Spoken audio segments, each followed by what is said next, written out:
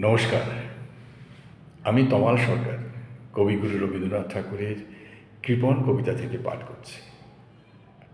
আমি ভিক্ষা করে ফিরতেছিলাম গ্রামের পথে পথে।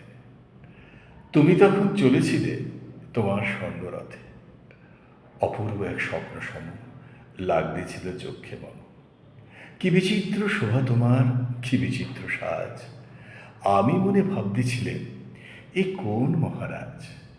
আজি শুভক্ষণে রাত পোহালো, ভেবেছিলেন তবে আজ আমারে দাঁড়ে দাঁড়ে ফিরতে নাই হবে।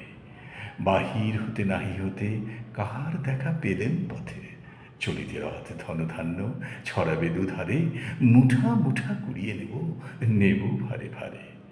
দেখি সহসা রথ থেমে গেল আমার কাছে এসে। আমার মুখ পানে চেয়ে নামলে তুমি হেসে। দেখে মুখের প্রসন্নতা জুড়িয়ে গেল সকল ব্যথা।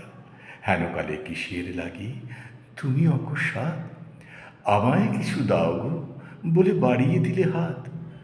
মুড়ি এ কি কথা রাজাধিরাজ, আমায় দাও গো কিছু। শুনে ক্ষণকালের তরে রইনু মাথা নিচু।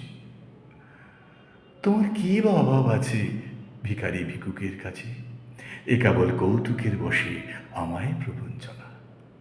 ঝুলি হতে দিলেম তুলে একটি ছোট কলা, যবে পাত্রখানি ঘরে এনে উজাড় করি, এ কি ভিক্ষা মাঝে একটি ছোট সোনার কোনা দেখি। দিলেম যারা আজ ভিখারিরে, স্বর্ণ হয়ে এলো ফিরে।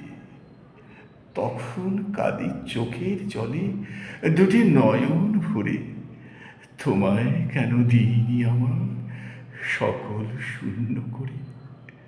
নমস্কার।